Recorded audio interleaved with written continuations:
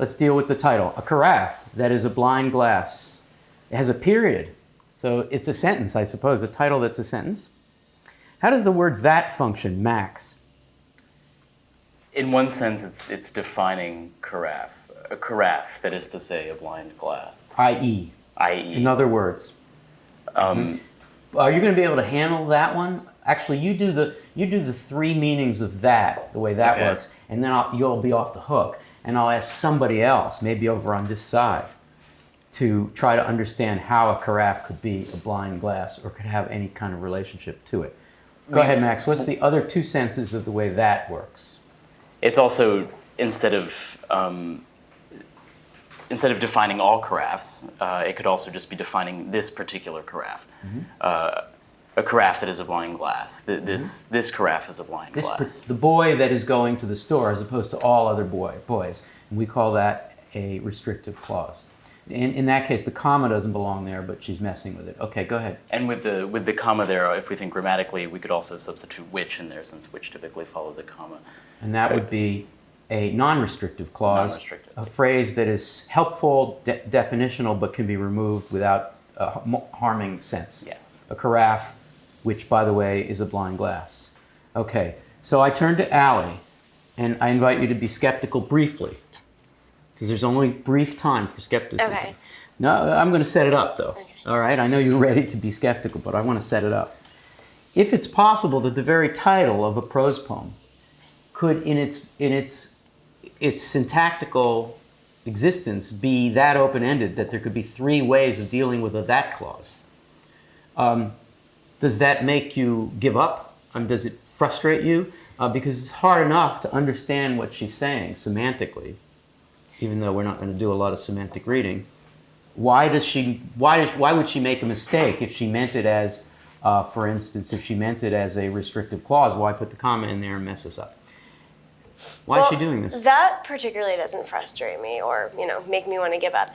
I just question, we haven't really talked about this yet, but I question kind of close reading. Like, I feel like there's a bit of a contradiction in close reading Stein, because if what she's trying to do is liberate the word from its connotations and associations, isn't, like, to what extent then is close reading kind of insisting on the word's enslavement? Okay, who wants to respond to that? Well, I feel like just because... Did you use the word enslavement? Yeah. Give me the phrase again. Wait, how much of the phrase? What was the phrase? Yeah, something word's of enslavement? yeah. Stein is liberating. Liberating. Oh, if Stein is trying to liberate the word from its connotations and associations. Traditional, socially enforced, top-down, this is the way it means people. So if it's trying to liberate it from its traditional representations, right. then to create a radical openness to many meanings, not just denotative and descriptive and depictive, but other kinds of meanings, orally associated, hearing associated meanings, word relationships, etc.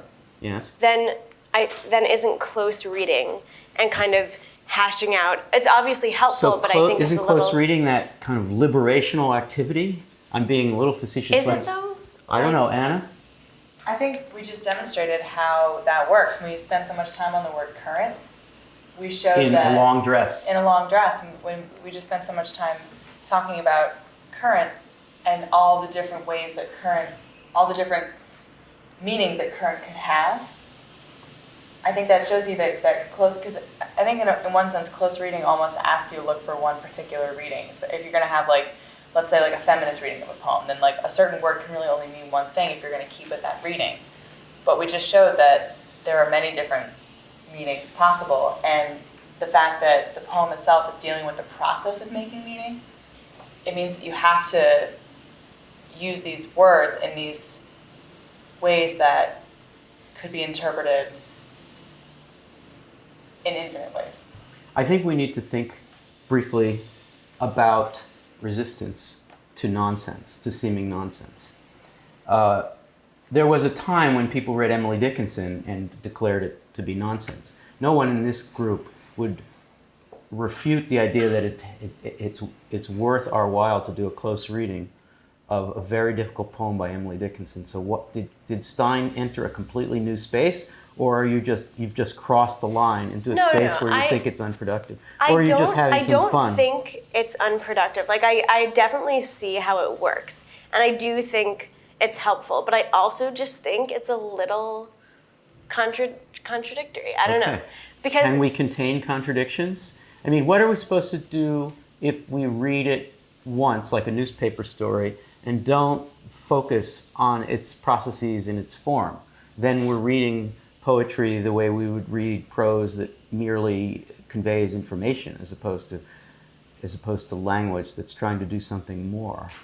Well, but I don't think that close reading is the only way to kind of really heed close attention. I don't think Stein would disagree with you. Yeah. I think there's always something a little bit strange about close reading a poem by a poet who really meant it to be read and should stand sufficiently for itself. So I don't completely disagree, but nonetheless, we're kind of in the business of doing exactly what you warned us against. So duly noting, as so long as if it's resistance, I want to talk about the psychology of it.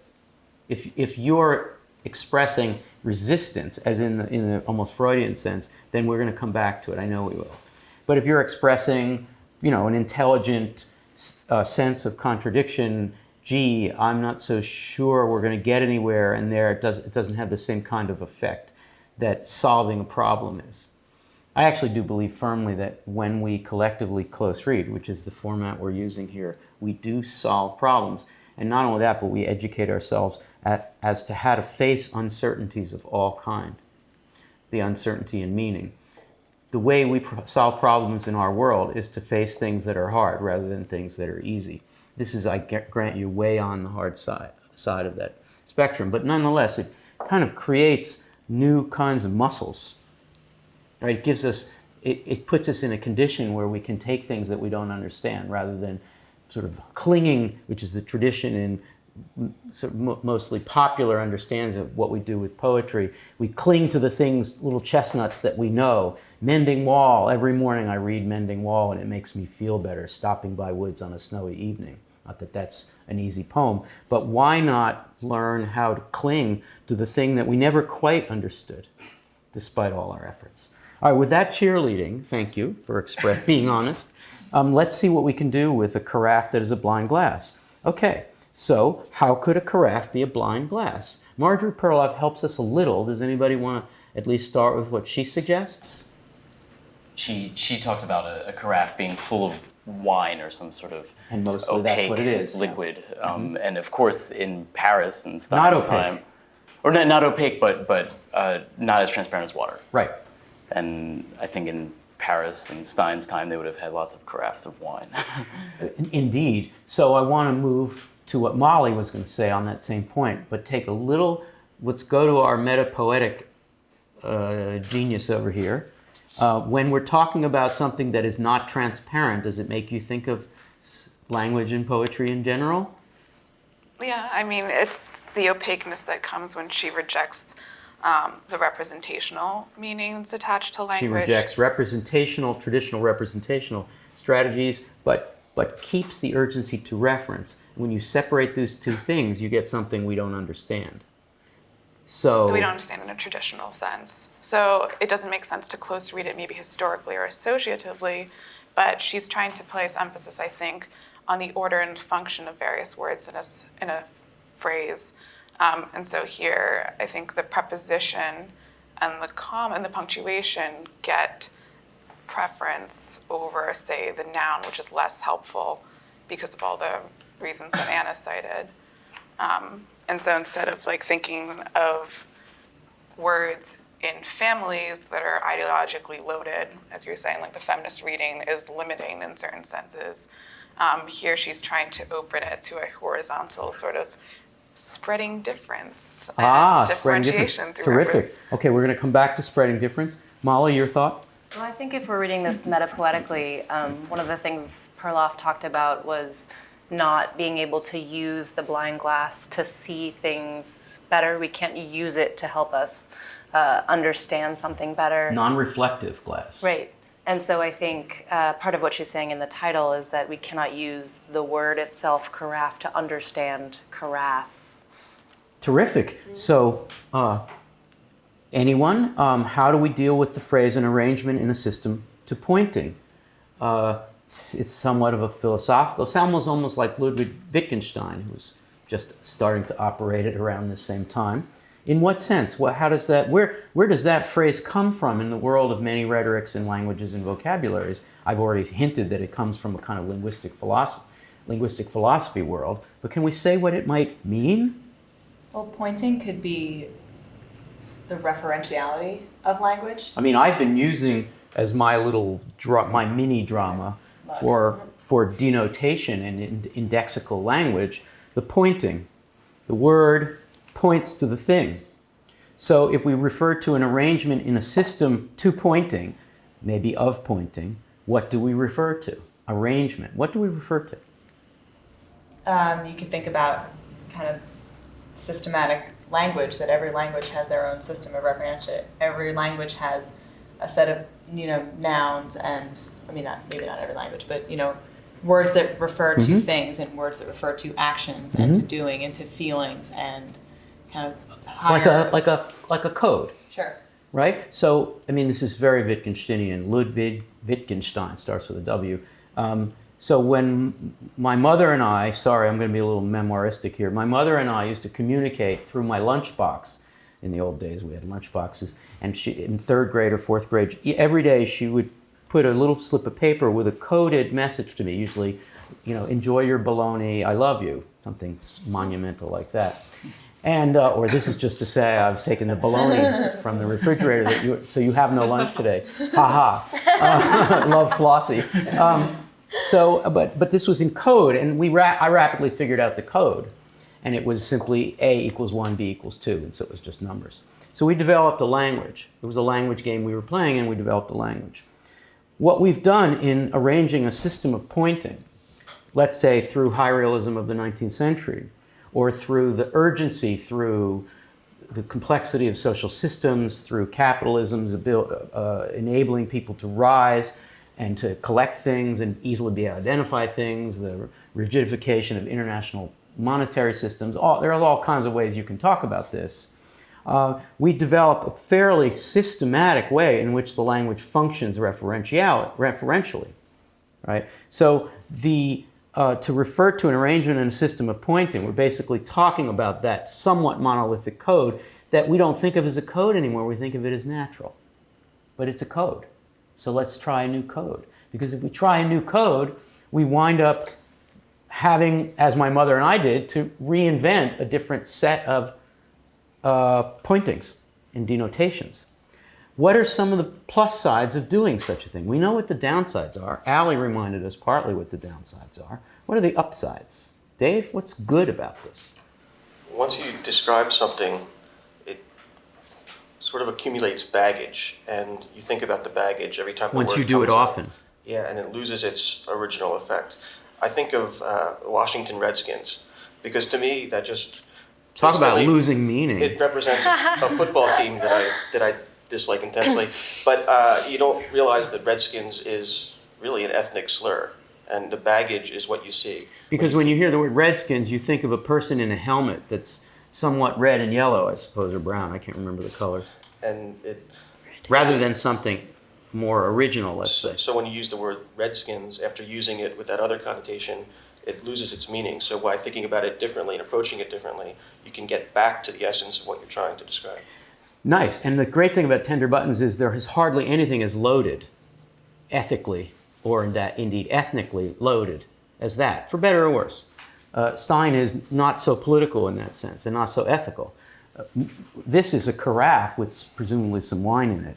So how do we deal with all this and not ordinary, not unordered, in not resembling? The difference is spreading. Let's deal with all this and not ordinary, not unordered, in not resembling. Who wants to try to translate that? Emily, take a shot at not unordered in not resembling. Good luck. It seemed, well, maybe even pretty straightforward that it's not that it is aesthetic, even if it's not completely representational, even if the resemblance isn't easily discerned.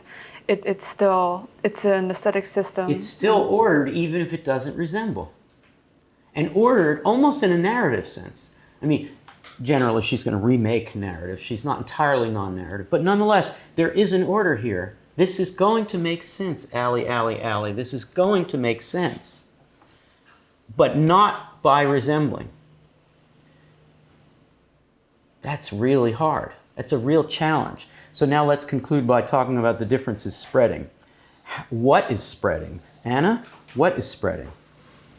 Well, the difference could be the difference in once we kind of accept this new system of referentiality, not representationalness. Mm-hmm. The difference could be that newness in thinking about the way that we. The difference between what and what? The difference between being strictly representational with language Mm-hmm.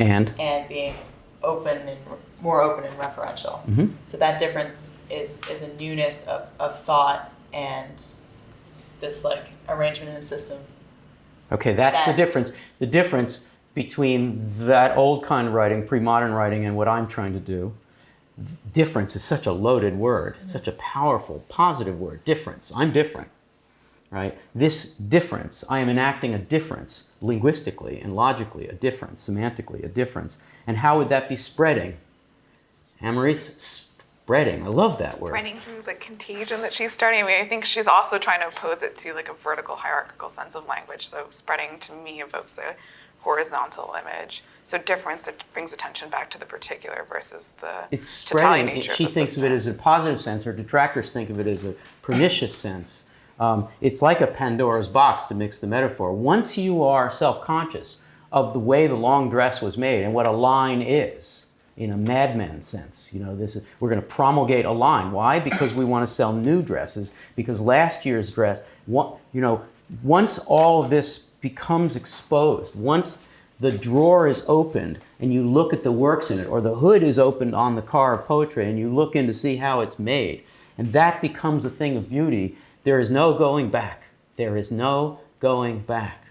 And after the revolution that we're talking about, the modernist revolution, it's very difficult to be a formally traditional poetry telling a poetic story without having at least to acknowledge that you are now reacting. And Stein's detractors spoke of her, especially in the Cold War period, as pernicious and like a disease. They talked about inoculating themselves against Stein, against this kind of undermining of making sense. So this is very powerful. She was dead by then, but I think that the idea that this could be catching on, I think she might have been personally somewhat indifferent to that. I think she would simply see it as the truth. But this difference certainly is spreading, and maybe even spreading to the fan of close reading of a Stein poem. I'm not a fan of close reading. I know, I said maybe it's even spreading. Oh, okay. You have, look, you're getting little Steinpox, and you're getting the disease.